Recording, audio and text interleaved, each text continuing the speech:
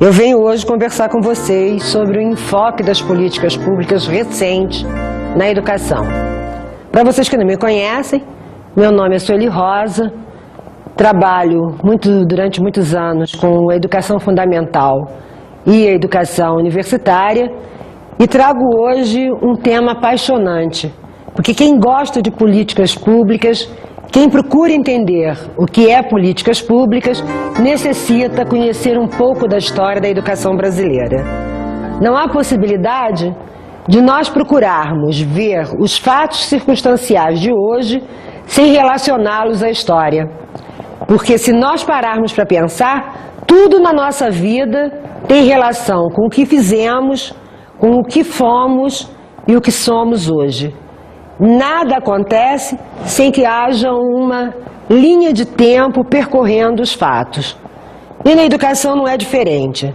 As políticas públicas têm sido construídas à base do confronto de forças políticas e se nós recorrermos a esse processo histórico, nós veremos que a educação brasileira sofreu grandes influências de fatores históricos e econômicos.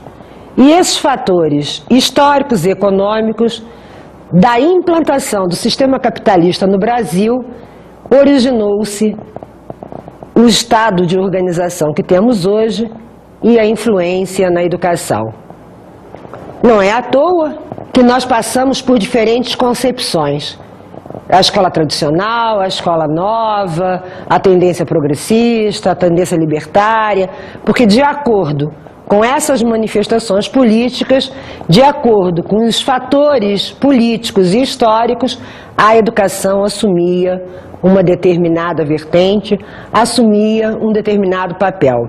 Se fatores econômicos e históricos determinaram a organização do Estado capitalista brasileiro, significa que a escola reproduz esta luta de classe existente na sociedade. A luta de classe significa que os dominantes tentam fazer com que nós, dominados, tenhamos a convicção de que o desejo deles é o representante do nosso desejo. E assim, a produção do conhecimento, na sua forma de organizar o pensar, o fazer, o agir, é determinado por essas classes hegemônicas. E isso fica muito claro num texto que Marx nos apresenta, que não é de hoje, mas que define bem como é que as classes hegemônicas trabalham, inculcando em nós que o seu desejo é o desejo de todos nós, ou seja, de toda uma sociedade. A produção de ideias, de representações da consciência está de início diretamente entrelaçada com a atividade material e com o intercâmbio material dos homens com a linguagem da vida real. O representar, o pensar, o intercâmbio espiritual dos homens aparecem aqui como emanação direta de seu comportamento material. O mesmo ocorre com a produção espiritual, tal como aparece na linguagem, na política, nas leis, na moral, na religião, na metafísica de um povo. Foi muito lúcido, porque nos aponta este domínio que temos permitido acontecer nas nossas vidas, que nós, sociedade, temos permitido. Porque Paulo Freire também já nos dizia, só existe a sociedade oprimida porque nós permitimos que forças superiores ou forças hegemônicas dominem, determinem a situação. Ora, se isso então é verdade, se isso tem sido nos mostrado através da história, significa dizer que a escola reproduz a ideologia dominante, dissemina as ideias dessa classe majoritária que hoje nem tanto, na medida que o poder econômico vem enfraquecendo, vem diminuindo enquanto conjunto, mas que se nós também nos atentarmos, ela se reorganiza para se manter no poder. A classe trabalhadora é que não se organiza, é que não luta, é que não demonstra, na verdade, a sua força, o seu potencial. E a nossa aula de hoje vai ser uma lição de democracia. Finais do ano de 70 e a década de 80, começa a surgir no cenário brasileiro uma série de discussões sobre esta nova organização. O final do ano de 70 é o início da nossa redemocratização, é, na verdade, o início de um novo caminhar político e o fervilhar que acontecia naquela ocasião de discussões sobre a necessidade de liberdade de expressão toma corpo com a organização das entidades civis, quer acadêmica e quer sindicais. As sindicais foram para as ruas e quem não se lembra das greves por melhores salários e condições de trabalho. Na verdade, vieram ajudar a fervilhar aquele caldeirão que se iniciava enquanto discussões.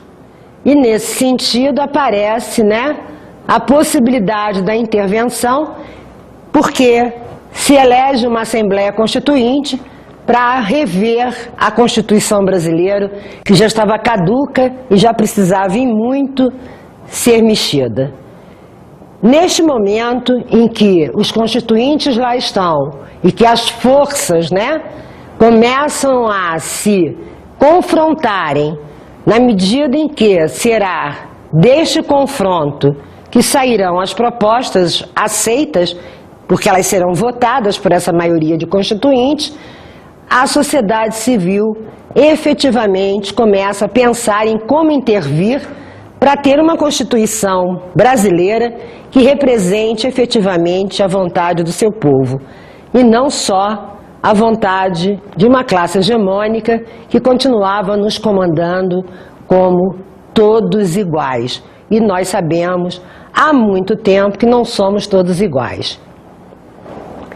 Isso também tem a ver com a necessidade que tínhamos de fazer a educação desatrelar-se desses movimentos econômicos, porque nós já tínhamos muita experiência de que as diferentes concepções vinham atrasando o desenvolvimento educacional brasileiro, que ficava sempre preso a fundos internacionais e, com isso, a atender acordos que vinham sendo impostos à educação brasileira. Então, nesta ocasião, a 4ª Conferência Brasileira de Educação acontecia na cidade de Goiânia e estávamos no ano de 1986. Lá, professores reunidos já debatiam as questões educacionais e tentavam se organizar a fim de encaminhar aos constituintes a proposta dos educadores para a Constituição Federal.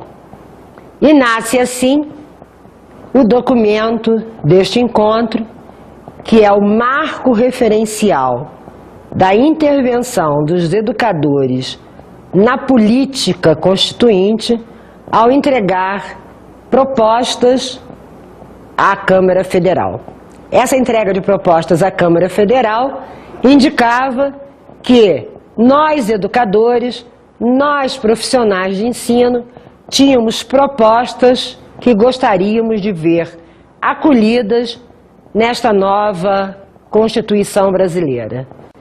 E, por incrível que pareça, nós tivemos a oportunidade de ter o documento acolhido e as propostas nele contidas se tornarem princípios da nova Constituição brasileira. Mas, como eu disse ao início da nossa fala, nós precisamos nos situar historicamente para compreendermos por que é que a nova lei de ensino, que é um dos temas da nossa aula hoje, se comportou para chegarmos ao nível que temos hoje de legislação brasileira. A Constituição foi promulgada em 88 e tão logo promulgada foi, começam as discussões não só sobre educação, mas começam as discussões sobre todas as áreas temáticas, porque a Constituição não normatiza apenas, ela explicita, ela diz princípios, ela contempla visões, aspectos, e as leis depois complementares precisam ser elaboradas. Assim como os educadores, a área de saúde, a área de tecnologia e informação, todos os seus profissionais começam a se organizar em prol das suas leis complementares. A Lei de Educação foi promulgada em 96, dezembro de 96, recebeu o número 9394/96 e ela, durante as próximas décadas, será a nossa cartilha, ou seja, será o nosso regimento, do qual todos nós profissionais que trabalhamos na educação precisamos dominar. É ela a carta que guia nossos passos, é ela a carta que diz o que podemos e o que não podemos, que devemos e que não devemos, e que precisamos modificar ou aceitarmos. Isso vai depender das nossas discussões, da nossa força política, da nossa organização. Porque modificar uma lei não é tão simples como pode parecer. Então, começando a discutir a nova LDB, um capítulo que é importantíssimo para nós é a modificação dos níveis educacionais. Então, se antes nós tínhamos o ensino por níveis, primeiro, segundo e terceiro graus, hoje nós temos a educação básica, que engloba a educação infantil, a educação fundamental e o ensino médio. Isto para nós foi um grande avanço, na medida em que nós tivemos a oportunidade de ver a educação infantil enquanto modalidade da educação. E não mais como os estados se organizando, os sistemas se organizando para atender as crianças na educação infantil, de 0 a 6 anos. Porque o ensino fundamental privilegiado na antiga lei dizia que era obrigatoriedade escolar a partir dos 7 anos. Hoje, a lei reconhece o direito dos alunos de 0 a 6 anos, inclusive nos artigos 29 e subsequentes, indicam a educação infantil como modalidade, indicam a forma de trabalhar com essas crianças e indicam a forma de avaliar essas crianças. Por que isso é importante? Porque tira a questão da escolarização precoce das crianças de 0 a 6 anos. E diz ainda na lei também, nesses artigos, que a instituição responsável que deve formar, trabalhar com essas crianças são instituições de creche, que atende a criança de 0 a 3 anos, e aí há uma grande preocupação, porque a maioria das creches que se conhece são de cunho particular, o Estado não consegue atender a sua demanda e, com certeza, se o governo não fizer um investimento sério na área, nós continuaremos não tendo crianças em creche, porque não temos uma população em condições de pagar os preços da creche. Ela diz também a lei que de 4 a 6 anos ele vai para jardins de infância e aí, pelo que se tem notícia, na rede pública ela se sobressai à rede privada porque ela atende praticamente a um quantitativo muito maior e há escolas em locais onde a pobreza é mais acentuada. Então, para a criança na pré-escola de 4 a 6 anos, você ainda tem o poder público já entranhado nessas regiões. Mas as creches é um cuidado que se deve ter. A proposta de educação infantil também é contemplada porque ela, na verdade, garante a todos os cidadãos o direito de procurar essa escola. É muito importante que nós tenhamos clareza que é a primeira vez na história da educação brasileira que temos a educação infantil contemplada enquanto modalidade da educação. Isto não significa dizer que o professorado tem que estar confortavelmente satisfeito. Não. Confortavelmente sim, porque já demos o primeiro passo em reconhecer a importância do ensino infantil para as nossas crianças. Mas os professores que trabalham com estas classes precisam intensificar a sua discussão, precisam intensificar e criar propostas pedagógicas bastante consistentes, porque também não desenvolveremos a educação infantil sem recursos, e os recursos financeiros têm que ser buscados. Eles não estão assegurados. E, diante disto, apesar de termos a educação infantil hoje inserida no sistema, não é suficiente para o seu desenvolvimento. Nós vamos começar o segundo ponto da nossa aula de hoje, que é o projeto pedagógico. Se nós nos atentarmos para a leitura dos artigos que dão conta dessa discussão ou deste tema, nós veremos que pela primeira vez também se redimensiona a importância da escola e de seus profissionais. Porque a lei é clara quando diz que cabe à escola e seus profissionais elaborarem o seu projeto pedagógico e explicitarem o mesmo para a sua comunidade. Eu até diria que a construção desse projeto também deve envolver a sua comunidade. Mas o que a lei diz, na verdade, é de que os profissionais e a escola são responsáveis pelo projeto de escola. Isto significa que, pela primeira vez, temos possibilidades reais de não mais ficarmos presas às questões centrais do sistema. Nós ganhamos uma autonomia de construirmos uma prática que torna o sistema apenas como incentivador do nosso trabalho. Não mais o sistema vai ficar nos enviando coisas a serem executadas. Então, a importância de você ver garantido numa lei de ensino o seu direito de pensar a educação no conjunto de profissionais que habitam uma determinada escola. Vamos ver então o que dizem os artigos 12, 13 e 14 a respeito do projeto pedagógico da escola. Artigo 12. Os estabelecimentos de ensino, respeitadas as normas comuns e as de seu sistema de ensino, terão a incumbência de, inciso 1º, elaborar e executar sua proposta pedagógica.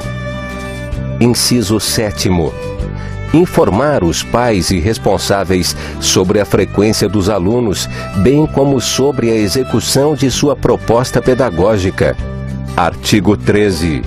Os docentes incumbir-se-ão de, inciso 1º, participar da elaboração da proposta pedagógica do estabelecimento de ensino. Inciso 2º, elaborar e cumprir plano de trabalho segundo a proposta pedagógica do estabelecimento de ensino. Artigo 14. Os sistemas de ensino definirão as normas da gestão democrática do ensino público na educação básica, de acordo com as suas peculiaridades e conforme os seguintes princípios. Inciso 1º. Participação dos profissionais da educação na elaboração do projeto pedagógico da escola. Deu para vocês perceberem quantas vezes vocês ouviram em 3 artigos a inclusão da expressão projeto pedagógico? 5 inserções. Me parece que é expressão demais para uma quantidade pequena de artigos. Isto, na verdade, demonstra a expressão de importância que assume dentro da lei. Mas, infelizmente, ainda temos colegas que não se aperceberam da importância desse momento, que ainda não se organizaram enquanto escola para criar o seu projeto pedagógico. Cabe até um esclarecimento que alguns profissionais têm utilizado o termo de projeto político pedagógico, porque entendem que nenhuma ação de ensino, de educação, se encontre desvinculado de uma intenção política. Por isso, tem-se utilizado da terminologia projeto político pedagógico. Nada é além do que está garantido na legislação que acabamos de verificar. Mesmo assim, continuo dizendo que temos profissionais que ainda não tomaram conta da situação. E isto significa que enquanto não tivermos o mínimo de organização, enquanto a escola coletivamente não construir a sua proposta junto com a sua comunidade, nós não estaremos avançando nas questões de gestão democrática, que é outro aspecto que a lei também não contempla com muita clareza. Vai depender da nossa ação.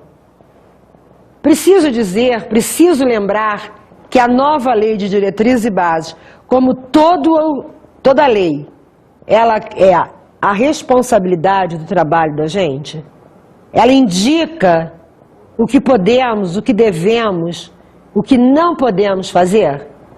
Como é que nós, profissionais da educação, tendo a oportunidade de sairmos das amarras fechadas de um sistema nem sempre propício a uma educação de qualidade, se deixa continuar manejado por qualquer outra situação. Porque naquilo que não tem o projeto, porque naquilo que não constrói coletivamente, fica à mercê da própria sorte. Vamos nos lembrar que é de nossa responsabilidade e, portanto, devemos assumir o nosso compromisso com o nosso aluno e com os pais dos nossos alunos. Será da construção coletiva do cotidiano dessa proposta é que, com certeza, sairão as regras de uma gestão democrática. Como terceiro aspecto da nossa aula de hoje, nós vamos falar da formação dos profissionais de ensino. Da nossa formação, que durante muitos anos vem sendo polêmica dentro dos centros universitários, dentro das associações acadêmicas, dentro das associações sindicais e até hoje dentro das associações estudantis. Porque se nós temos clareza em alguns aspectos da lei, a parte de formação manteve as polêmicas que se encontram em discussão. Por que se encontram tantas polêmicas?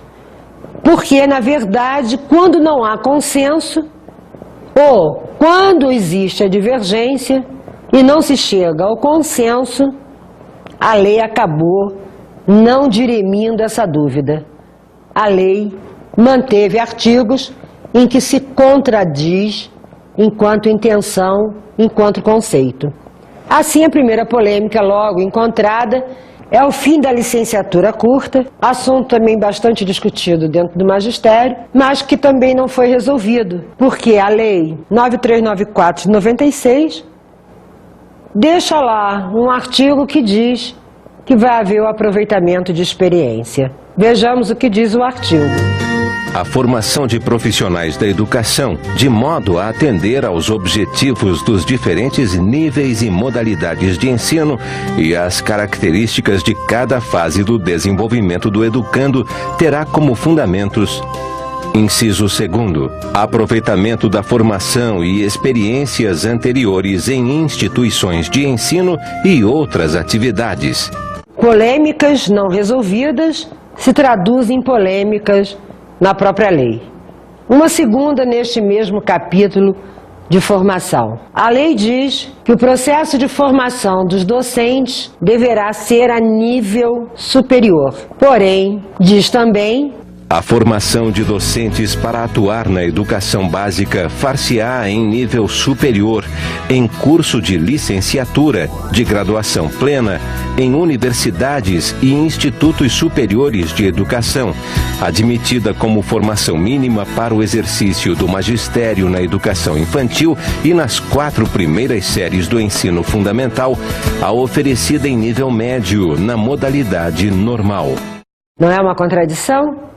Se todos nós precisávamos ir à universidade, como é que se admite ainda um curso de duração mínima ou, por uma exigência mínima, um ensino de 2º grau antigo? Porque o ensino médio hoje é o 2º grau da 5692. E a terceira polêmica é que ela cria com isso os institutos superiores de educação. A formação de profissionais de educação para a administração, planejamento, inspeção, supervisão e orientação educacional para a educação básica será feita em cursos de graduação em pedagogia ou em nível de pós-graduação, a critério da instituição de ensino, garantida nesta formação a base comum nacional. Este é um modelo de escola francês, cujas discussões internamente no Brasil têm sido difíceis, porque temos universidades nesse país com cursos de formação. E a grande polêmica tem sido, para que esses cursos em algumas cidades com tantas universidades e algumas recomendações que esses institutos superiores de educação não ultrapassem ou não extrapolem a função para a qual a lei está dizendo. Formação de docente para o ensino de educação infantil e para as séries iniciais do ensino fundamental. Mas não deixou de gerar polêmica. Ou melhor, manteve uma polêmica no processo de formação que destina hoje a responsabilidade a outra instituição que não seja a universidade. O que nós podemos sentir com o processo de formação é de que, na verdade, a polêmica maior ficou registrada, a necessidade de que nós, profissionais de educação, continuemos o debate, continuemos a buscar alternativas para o nosso próximo processo de formação, porque é uma crise institucional a discussão da reforma dos cursos de pedagogia e demais licenciaturas. Todos nós sabemos que a estrutura da universidade hoje dificulta a inter-relação do processo formador de um professor. A pedagogia de um lado e as licenciaturas de outro. Dependerá da discussão mais profunda das pessoas se despojarem dos seus direitos legais e de poder para que nós possamos chegar a um consenso melhor. O que não significa que os cursos de licenciatura a nível de pedagogia não tenham apresentado até propostas de mudança.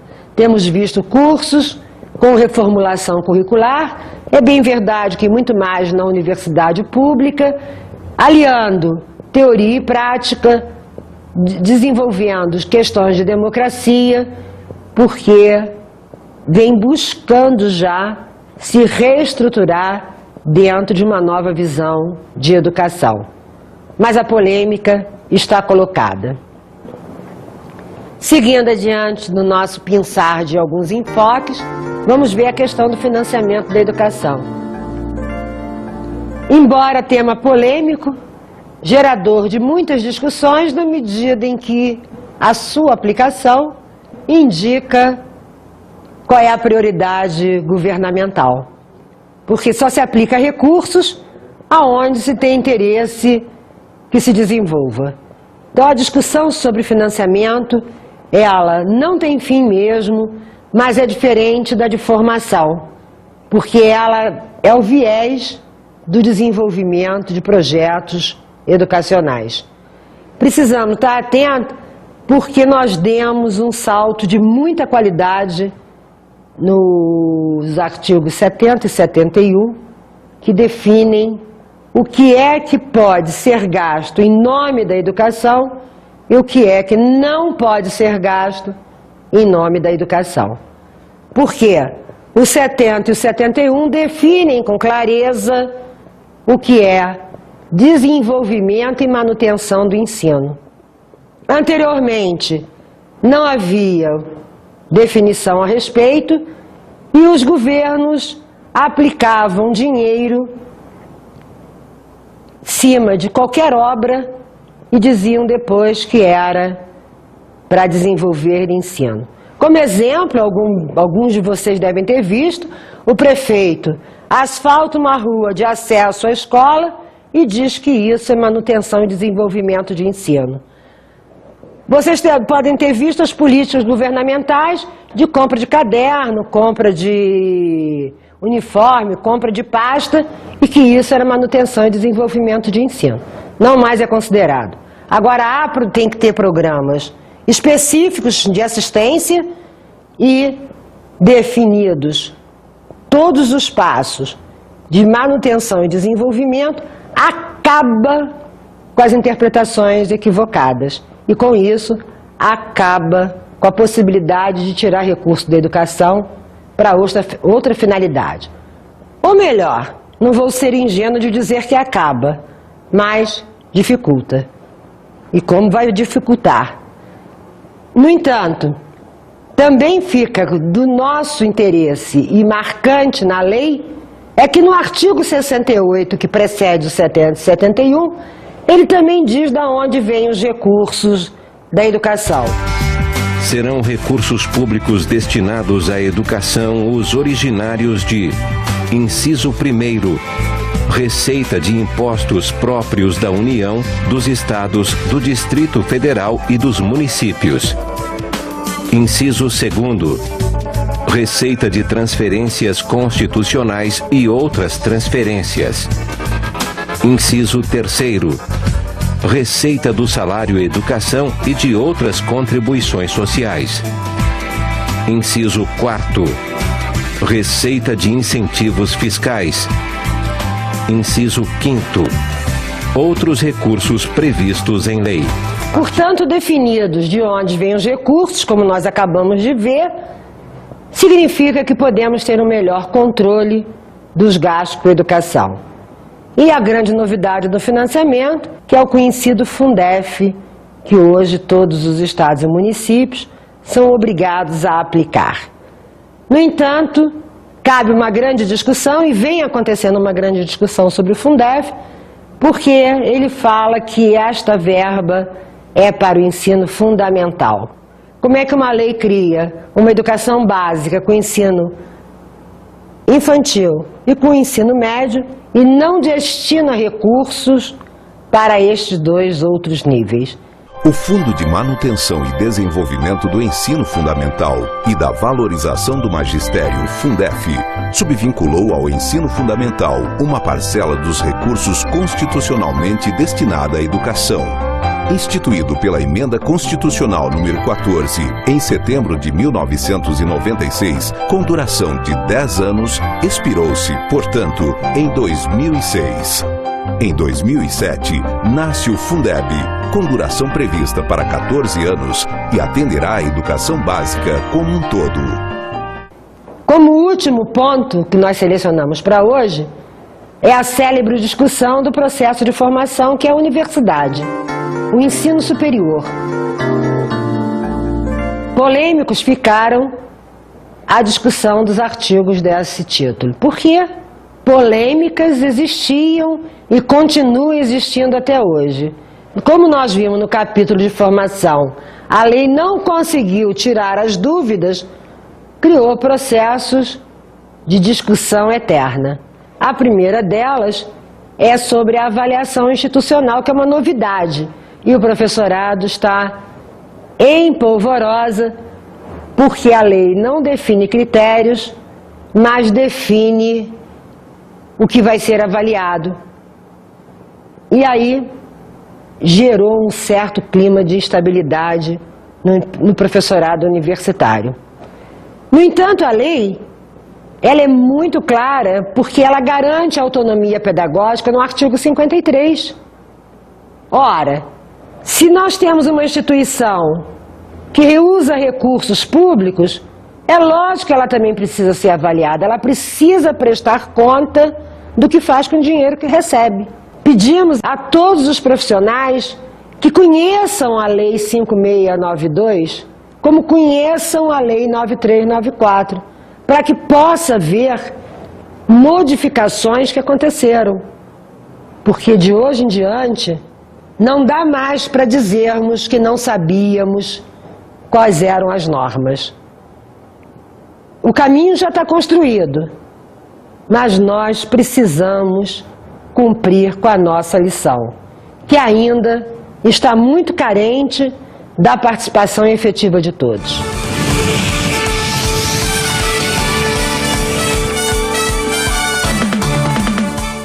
Como dica da nossa aula de hoje, eu recomendo que todo mundo possa ler a História da Educação da professora Othaísa Romanelli.